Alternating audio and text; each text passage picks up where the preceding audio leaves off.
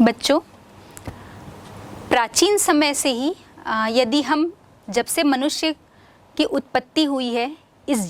पृथ्वी पर जीवन की उत्पत्ति हुई है,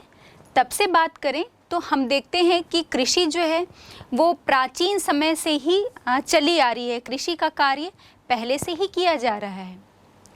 अब हम ये देखते हैं कि हमारा भारत जो है वो एक कृषि प्रधान देश है और हम ये देखते हैं भारत की अधिकांश जनसंख्या कृषि पर ही डिपेंड है, निर्भर है। कृषि कार्य से ही उनका जीवन यापन होता है। तो जब हम अपने देश के विषय पर बात कर रहे हैं तो चूँकि हमने देखा कि बहुत सारे लोगों का लगभग 3/4 जनसंख्या जो है वो कृषि पर निर्भर है, तो कृषि के विषय पर चर्चा करना हमारे लिए बहुत आवश्यक हो जाता है। हम देखते हैं कि कृषि जो है ये सिर्फ जीवन यापन का साधन ही नहीं है, ये हमारे देश की अर्थव्यवस्था की आधारशिला है। इसी पर हमारी देश की अर्थव्यवस्था जो है खड़ी है, हम ये भी कह सकते हैं। तो हम देखते हैं कि हमारे देश में या भारत के लिए कृषि का क्या महत्व है, कृषि कार्य का क्या महत्व है। हमारे भारत में कृषि न केवल एक परंपरागत व्यवसाय है, बल्कि हमने कहा कि यहाँ के लोगों के जीवन यापन का माध्यम है, उनका आधार है। अब इस बात का अंदाज़ा हम इसी बात से लगा सकते हैं कि हमारे देश की लगभग 55% जनसंख्या जो है वो कृषि कार्य पे लगी हुई है और जनसंख्या को इस पूरी लगभग 55% 55% जनसंख्या को ये कार्य जो है ये प्रदान करती है, या कार्यशील श्रमिक जो हैं वो इसी में लगे हुए हैं। हम देखते हैं कृषि जो है ये हमारे पूरे जनसंख्या जो है उसकी उदर पूर्ति का माध्यम है। राष्ट्रीय आय में देखें इसका क्या योगदान है, तो राष्ट्रीय आय में लगभग 46% जो है वो कृषि से ही प्राप्त होती है। हमारी पूरे देश की श्रम शक्ति, मतलब हमारे देश में जितनी भी कार्यशील जनसंख्या है उसमें श्रम शक्ति का लगभग 64% जो है वो प्रत्यक्ष रूप से कृषि कार्य में लगी हुई है। और हम देखते हैं कि कृषि श्रमिकों का जो 2/3 हिस्सा है वो लगभग कुल श्रमिकों का 2/3 भाग है। मतलब हम ये कहें कि श्रम शक्ति का 64% जो है वो कृषि कार्य में लगा हुआ है, तो कुल जो श्रमिक हैं हमारे देश में उसका 2/3 भाग सिर्फ कृषि श्रमिकों का यहाँ पर है। अब जीडीपी में हम बात करें कि भारत की जो जीडीपी है, सकल घरेलू उत्पाद में कृषि का क्या योगदान है, तो सकल घरेलू उत्पाद में जो लगभग 22% है वो 22% हिस्सा कृषि से प्राप्त होता है। इन सब के अतिरिक्त हम देखें कि पशुओं का चारा, हम बात कर लें कि यहाँ पशुपालन का कार्य भी किया जाता है, तो इससे पशुओं के लिए चारा, जो अधिकांश बड़े उद्योगों की हम बात करें, चाहे शक्कर उद्योग की बात करें या हम लौह इस्पात उद्योग की बात करें या फिर सूती वस्त्र उद्योग की बात करें, जूट उद्योग की बात करें, वनस्पति तेल, ये सभी जो उद्योग हैं इसमें अधिकांश या महत्वपूर्ण जो है कच्चा माल ये कृषि से ही प्राप्त होता है। बहुत सारे जो कृषि उत्पाद हैं जो देश में उत्पादित किए जाते हैं उनका अधिकांश हिस्सा जो है वो विदेशों को निर्यात भी किया जाता है और एक्सपोर्ट करने से, निर्यात करने से हमें विदेशी मुद्रा, बहुमूल्य विदेशी मुद्रा की प्राप्ति होती है, जो हमारे अर्थव्यवस्था के लिए बहुत महत्वपूर्ण है। अब हम देखें कि देश के कुल कृषि निर्यात, या हम ये कहें कुल निर्यात में कृषि का जो योगदान है वो लगभग 18% है। तो इन सभी, मतलब हमारे देश की अर्थव्यवस्था में कृषि के इस महत्व को जानकर हम कह सकते हैं कि वास्तव में जो कृषि है वो हमारे भारतीय अर्थव्यवस्था की रीढ़ है, क्योंकि इन सभी चीज़ों के लिए यहाँ जो कृषि का योगदान हमारे देश की अर्थव्यवस्था पर है,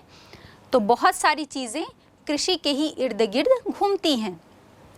इसलिए इसका महत्व तो हमारे लिए और बढ़ जाता है, चाहे हम निर्यात के क्षेत्र में बात करें, राष्ट्रीय आय के क्षेत्र में बात करें, कुल श्रमिकों के विषय में बात करें या जीडीपी में योगदान की बात करें। सभी में हम देखते हैं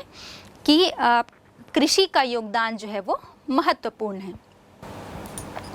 भारत एक विशाल देश है और जैसा कि हम सभी को पता है कि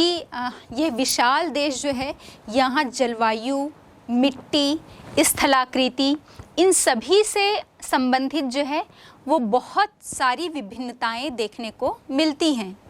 कहीं पठारी क्षेत्र है, कहीं मैदानी है, कहीं दलदली क्षेत्र है, कहीं मरुस्थली क्षेत्र मिलता है हमें। मिट्टियों में भी अलग अलग स्थानों पर अलग अलग प्रकार देखने को मिलते हैं। जलवायु से संबंधित सभी स्थानों पर भिन्नताएं देखने को मिलती हैं। तो इन सभी में भिन्नता के कारण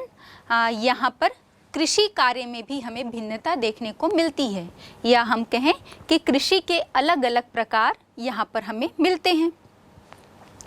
जिसमें मुख्य प्रकारों की हम बात कर लेते हैं। पहला है आपका निर्वहन या जीवन यापन कृषि, दूसरा है व्यापारिक कृषि, तीसरा शुष्क कृषि और चौथा है आर्द्र कृषि। तो पहले हम बात कर लेते हैं निर्वहन या जीवन यापन कृषि। ये कृषि का वह प्रकार है जिसमें कृषक जो है, या हम ये कहें कि कृषि कार्य का मूलभूत जो उद्देश्य है वो अपने परिवार के जो सदस्य हैं उनका जीवन यापन करना होता है। मतलब कृषि में जो भी उत्पाद लिए जाते हैं, जो भी उत्पादन किया जाता है, उसका महत्वपूर्ण उद्देश्य परिवार का जीवन यापन करना है। किसी भी प्रकार से ये कृषि जो है वो व्यापारिक आधार पर नहीं की जाती। तो जब ये जीवन यापन के उद्देश्य से की जा रही है तो इसका मतलब ये है कि इसमें वो फसलें ली जाएंगी जिसमें सबसे ज़्यादा से ज़्यादा उत्पादन हो। भूमि कम मात्रा में या छोटी भी है तब भी उसमें हमें अधिक से अधिक फसलों का उत्पादन जो है वो प्राप्त हो। ये हमारे भारत की जो है अधिकांश जनसंख्या का भरण पोषण करती है। अब हम इसमें देखते हैं कि जो स्थानांतरित कृषि की हम बात करते हैं या स्थानबद्ध कृषि की बात करते हैं, ये सभी जो कृषि के प्रकार हैं वो इसी जीवन यापन कृषि के अंतर्गत आते हैं। स्थानांतरित कृषि में भी हम क्या देखते हैं कि कृषक या वो लोग जो हैं वो एक स्थान पर जहाँ पर उन्हें उपजाऊ भूमि मिल रही है या वनों को साफ करके वहाँ पर कृषि कार्य करते हैं। फिर जैसे ही उस स्थान की जो उपजाऊपन है वो कम हो जाता है, उसके बाद वो दूसरे स्थान पर चले जाते हैं और किसी दूसरे स्थान के वनों को साफ करके उस भूमि को उपजाऊ बनाकर वहाँ पर कृषि कार्य करते हैं। तो ये चूँकि स्थायी रूप से ही एक जगह कृषि कार्य नहीं कर रहे हैं, तो इसका मतलब ये है कि इनका जो उद्देश्य है, महत्वपूर्ण उद्देश्य, वो अधिक से अधिक मात्रा में उत्पादन करना और अपने परिवार के सदस्यों का जीवन यापन करना होता है। अब हम देखते हैं कि इस जीवन यापन कृषि या निर्वहन कृषि की क्या क्या विशेषताएं होती हैं। तो पहला हम ये देखेंगे कि जहाँ पर भी जीवन यापन कृषि की जाती है वहाँ पर के जो खेत होते हैं वो प्रायः छोटे आकार के होते हैं। साथ ही साथ जब कृषि कार्य किया जाता है तो वहाँ पर छोटे छोटे औजारों का प्रयोग किया जाता है, या हम ये कहें कि परंपरागत ढंग से कृषि कार्य किया जाता है। उसमें किसी भी प्रकार के उन्नत बीज या नवीन तकनीक का प्रयोग नहीं होता, क्योंकि ये छोटे किसान होते हैं जो आर्थिक रूप से थोड़े पिछड़े हुए होते हैं और चूँकि पूंजी का इनके पास अभाव होता है, इसलिए जो भी औजार या जो भी तकनीक इनके पास उपलब्ध होती है वही परंपरागत तकनीक ही ये उपयोग में लेकर आते हैं। अब हम देखते हैं कि यहाँ पर जो कृषि कार्य किया जाता है वो अधिकतम उत्पादन लेने के लिए ही किया जाता है, या ये कोशिश की जाती है कि वो जितनी भी भूमि उनके पास उपलब्ध है उन्हें उसमें से अधिक उत्पादन प्राप्त किया जाए। अब नेक्स्ट इसका देखते हैं, अधिकांश जो उपजाऊ भूमि है वहाँ पर कृषि कार्य ही किया जाता है, क्योंकि हम इस चीज़ को बार बार बोल रहे हैं। इस कृषि का प्रमुख उद्देश्य जीवन यापन या अधिकतम उत्पादन करना होता है। तो खेत भी इनके पास प्रायः छोटे आकार के ही होते हैं, तो ये अधिक से अधिक उस क्षेत्र में कृषि का कार्य ही करते हैं। इसलिए इस प्रकार की कृषि में हम देखेंगे कि जो चारागाह भूमि होती है उसका अभाव देखने को मिलता है। अब प्रमुख रूप से जीवन यापन कृषि होने के कारण हम देखेंगे कि यहाँ पर खाद्यान्न फसलों के उत्पादन को या खाद्यान्न फसलों की कृषि को ही प्राथमिकता दी जाती है, क्योंकि उन्हें अपनी उदर पूर्ति करना है। लोगों जो कृषक परिवार है उसे अपने परिवार के सदस्यों का जीवन पालना होता है, तो प्रमुख रूप से ये खाद्यान्न का ही उत्पादन करते हैं और कोशिश करते हैं कि इतना अधिक उत्पादन वो कर पाएँ जिससे अपने परिवार के सदस्यों की उदर पूर्ति संभव हो सके। अब हम देखते हैं कि हमारे भारत के अधिकांश क्षेत्रों में परंपरागत ढंग से जीवन निर्वाह कृषि जो है वो की जाती है। अब इसमें कौन कौन से क्षेत्र आते हैं, तो प्रमुख रूप से हमारा मध्य प्रदेश है, छत्तीसगढ़ है, पूर्वी उत्तर प्रदेश की हम बात करें या बिहार की बात करें, तो ये ऐसे क्षेत्र हैं या ऐसे राज्य हैं जहाँ पर जीवन निर्वाह मूलक कृषि जो है वो की जाती है। और इन क्षेत्रों में यहाँ की जो कृषक जनसंख्या है वो प्रत्यक्ष रूप से इसी कृषि पर निर्भर होती है। कृषि के दूसरे प्रकार की हमने बात की थी व्यापारिक कृषि। तो जब भी कृषि कार्य जो है वो व्यापार करने के उद्देश्य से किया जाता है या उस कृषि में ऐसी फसलें उगाई जाती हैं जिनका व्यापारिक महत्व हो, या हम उसे अपने देश से अपने क्षेत्र से दूसरे क्षेत्र की तरफ निर्यात करते हैं व्यापार करने के उद्देश्य से, लाभ कमाने के उद्देश्य से, तो उसे हम व्यापारिक कृषि जो है कहते हैं। व्यापारिक कृषि की महत्वपूर्ण विशेषता ये होती है कि इसमें खाद्यान्न फसलों के उत्पादन की जगह नकदी फसलों के उत्पादन को महत्व दिया जाते हैं, और फसलों का उत्पादन भी या हम ये कहें कि कृषि कार्य भी जो है वो प्रमुख रूप से निर्यात करने के उद्देश्य से ही किया जाता है। यहाँ पर आप दोनों में अंतर समझ सकते हैं। हमने देखा था जो जीवन निर्वाह मूलक कृषि या निर्वहन कृषि की हमने जो बात की थी वो प्रमुख रूप से जीवन यापन करने के उद्देश्य से किया जाता था, इसलिए वहाँ पर खाद्यान्न फसलों को प्रमुख रूप से प्राथमिकता दी जाती थी और अधिकतम उत्पादन लेने के प्रयास किए जाते थे। लेकिन यहाँ पर जो हम व्यापारिक कृषि की बात कर रहे हैं तो हम ये देख रहे हैं कि व्यापारिक कृषि जो है वो प्रमुख रूप से व्यापार के उद्देश्य से की जा रही है। व्यापार मतलब लाभ कमाने के उद्देश्य से। तो इसमें जो नगदी फसलें होती हैं जिन्हें हम दूसरे क्षेत्रों या दूसरे देशों की तरफ निर्यात करेंगे, तो निर्यात करने से हमें लाभ जो है वो प्राप्त होगा, पूंजी की प्राप्ति होगी। तो प्रमुख रूप से इसमें नगदी फसलें जो हैं वो उगाई जाती हैं। इसमें खाद्यान्न फसलों का भी यदि उत्पादन किया जाएगा या किसी भी प्रकार के फसलों का यहाँ पर जब उत्पादन होता है तो उसका महत्वपूर्ण उद्देश्य निर्यात करना ही होता है। कौन कौन सी विशेषताएं होती हैं इस व्यापारिक कृषि की, इसकी हम बात कर लेते हैं। इसमें कृषि की जो आधुनिकतम पद्धतियां हैं वो प्रयोग में लाई जाती हैं, मतलब नवीन तकनीक को एडॉप्ट किया जाता है। कृषि का जो उत्पादन है वो बड़े पैमाने पर और व्यापार के उद्देश्य से किया जाता है।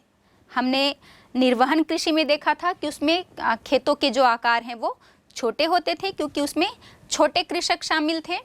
चूँकि ये व्यापार के उद्देश्य से किया जा रहा है और नवीन तकनीकों को या आधुनिक पद्धतियों का प्रयोग किया जाएगा, तो इसके लिए हमें बड़े आकार के खेत की, बड़े आकार के भूखंड की आवश्यकता होती है। अब एक और विशेषता हम इसकी देखते हैं, आधुनिक कृषि पद्धति का प्रयोग तो इसमें होता ही है और इसके लिए सभी प्रकार के जो उत्तम प्रकार के बीज हैं, उत्तम खाद हैं, या हम उर्वरक की बात करें, नवीन मशीनों की बात करें, आधुनिक मशीनों की, तो ये सभी इस प्रकार की कृषि में प्रयोग में लाए जाते हैं। हमने बात की ही है कि इसमें खेतों का आकार बड़ा होता है, बड़े भूखंड पर की जाती है ये कृषि, और प्रमुख रूप से हम रोपण कृषि या बागाती कृषि, ट्रक फार्मिंग, डेयरी फार्मिंग, इस प्रकार की जो कृषि पद्धतियां हैं ये व्यापारिक कृषि के अंतर्गत ही आती हैं। अब हम भारत में बात करें तो भारत में मुख्य रूप से हम देखेंगे कि कहवा है, चाय है, कपास है, गन्ना है, ये सभी जो फसलें हैं ये प्रमुख रूप से व्यापार के उद्देश्य से की जाती हैं और हमें पता है कि ये नगदी फसलें होती हैं। तो चाहे हम बात कर लें पश्चिम बंगाल में जूट और रबड़ की, आसाम में चाय की बात कर लें, उत्तर प्रदेश, कर्नाटक, तमिलनाडु में हम गन्ने के उत्पादन की बात कर लें, कहवा के उत्पादन की बात कर लें, तो ये सभी व्यापार के उद्देश्य से की जाती है।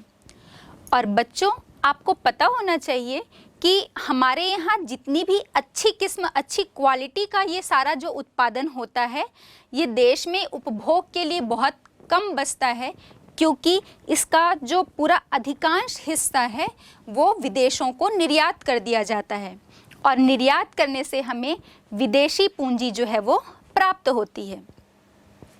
अब हम भारत में देखें तो भारत में मध्य प्रदेश है, उत्तर प्रदेश, असम है, केरल है, पश्चिम बंगाल की हम बात करें, तमिलनाडु या कर्नाटक की बात करें, तो इसके साथ साथ उत्तरी राज्यों में पंजाब और हरियाणा, ये सभी ऐसे राज्य हैं जहां पर व्यापारिक कृषि को अधिक महत्व जो है वो दिया जाता है और इसीलिए यहाँ पर बागानी या रोपण कृषि और ट्रक फार्मिंग जैसी कृषि पद्धतियों की अधिकता मिलती है या उसका जो है अधिकांश हिस्सा इसी प्रकार की कृषि का प्रयोग किया जाता है। अब हम कृषि का तीसरा प्रकार शुष्क कृषि या हम जिसे ड्राई फार्मिंग के नाम से भी जानते हैं, इसके विषय में बात करते हैं। शुष्क कृषि भारत के उन क्षेत्रों में की जाती है जहाँ पर जो खेती है या कृषि जो है वो वर्षा के जल पर निर्भर करती है। और वर्षा के जल पर निर्भर तो करती ही है, लेकिन इसमें एक महत्वपूर्ण बात यह होती है कि इन क्षेत्रों में बारिश की मात्रा या वर्षा का जो प्रतिशत है वो भी कम होता है। हम ऐसे क्षेत्र देखेंगे जहां पर लगभग 30 से 75 सेंटीमीटर जिन भी क्षेत्रों में वर्षा होती है या वर्षा की मात्रा होती है, उन क्षेत्रों में शुष्क कृषि की जाती है। और चूँकि ये वर्षा के पानी पर, वर्षा के जल पर डिपेंड होती है, निर्भर होती है, इसीलिए हम इसे बारानी या वर्षाधीन खेती भी कहते हैं। इन क्षेत्रों की एक महत्वपूर्ण विशेषता और होती है कि हमने बात की कि यहाँ पर वर्षा की मात्रा तो कम होती ही है और साथ ही साथ वर्षा का जो जल है वो यहाँ पर इकट्ठा नहीं हो पाता। तो ऐसे क्षेत्रों में यहाँ पर ये कृषि की जाती है। फिर हम बात करें गुजरात है, आपका पश्चिमी राजस्थान की बात कर लेते हैं हम, और इसके साथ ही साथ मध्य प्रदेश का कुछ हिस्सा, इन सभी क्षेत्रों में इस प्रकार की कृषि की जाती है। अब हम ये देखते हैं कि हमारा जो भारत है वहाँ पर जो बारानी खेती का प्रतिशत है वो कुल खेती योग्य जितनी भी भूमि है उसका लगभग 70% जो हिस्सा है वो बारानी खेती या वर्षाधीन खेती के अंतर्गत आता है। हम देखते हैं कि देश में फसल वाले क्षेत्र जो हैं, कुल कृषि क्षेत्र, वो लगभग 14 करोड़ 20 लाख हेक्टेयर हैं और इसमें से हम देखेंगे कि 10 करोड़ 20 लाख हेक्टेयर भूमि जो है वो बारानी खेती या वर्षाधीन खेती के अंतर्गत आती है। इन क्षेत्रों में जो औद्योगिक दृष्टि से महत्वपूर्ण फसल होती है, चाहे हम बात कर लें मूंगफली है, कपास है, ज्वार, बाजरा या हम मक्का की बात करें, इस प्रकार के जो मोटे अनाज हैं, और औद्योगिक दृष्टि से महत्वपूर्ण हमने बात की कपास और मूंगफली। तो इस प्रकार की जो फसलें होती हैं, इनका एक बहुत बड़ा हिस्सा हमें इसी प्रकार की कृषि भूमि से प्राप्त होता है। हम देखते हैं कि जो बारानी खेती या शुष्क कृषि वाली जो भूमियां हैं, उनके विकास के लिए सरकार के द्वारा 8वीं योजना के अंतर्गत राष्ट्रीय पंधारा विकास कार्यक्रम जो है वो लागू किया गया। पंधारा क्षेत्र एक ऐसा भौगोलिक क्षेत्र है जिसमें होकर पानी एक खास स्थान पर एकत्र हो जाता है। हम इसे ऐसे समझ सकते हैं कि भारत में जो शुष्क कृषि वाले जो क्षेत्र होते हैं, छोटी छोटी नदियाँ या छोटे छोटे जो नाले हैं, उन सभी का जल एक खास स्थान पर एकत्र किया जाता है, इकट्ठा किया जाता है, और फिर उस क्षेत्र से अलग अलग स्थानों पर उस एकत्र जल का हिस्सा जो है वो भेजा जाता है ज़रूरत के हिसाब से। तो इस कार्यक्रम में 8वीं योजना के अंतर्गत हमने बात की कि ये जो राष्ट्रीय पंधारा विकास कार्यक्रम लागू किया गया, इसके माध्यम से जहाँ पर सिंचाई की आवश्यकता है, जल की आवश्यकता है कृषि के लिए, उन स्थानों पर इस योजना के अंतर्गत जल को भेजने की जो सुविधा है, या हम कहें कि ये कार्यक्रम के माध्यम से उन स्थानों तक जल को पहुंचाया जाता है। अब हम देखते हैं कि कोई भी जो कृषि कार्य है, जहाँ पर भी कृषि कार्य की जा रही है, तो अधिक उत्पादन जब हमको चाहिए, तो अधिक उत्पादन के लिए हमको जल की आवश्यकता होती है, उस भूमि में नमी की आवश्यकता होती है। तो हमने बात की थी कि भारत के ऐसे पूरे हिस्से जहाँ पर लगभग 30 से 75 सेंटीमीटर के मध्य वर्षा होती है, वहाँ पर हम देखेंगे कि वहाँ पर की भूमि में नमी का अभाव होता है, क्योंकि वर्षा का कम जल जो है इन क्षेत्रों को प्राप्त होता है। चाहे हम बात कर लें आपके दक्षिण हरियाणा या पूर्वी राजस्थान की बात करें, गुजरात और पश्चिमी घाट के कुछ हिस्से, पश्चिमी घाट के पूर्वी हिस्सों की हम बात कर लेते हैं, जो लगभग वृष्टि छाया प्रदेश के अंतर्गत आते हैं, और जहाँ पर सूखाग्रस्त क्षेत्र हम इन भागों को कह सकते हैं। तो ये ऐसे ही क्षेत्र हैं जो आपके बारानी खेती या शुष्क कृषि के अंतर्गत आते हैं।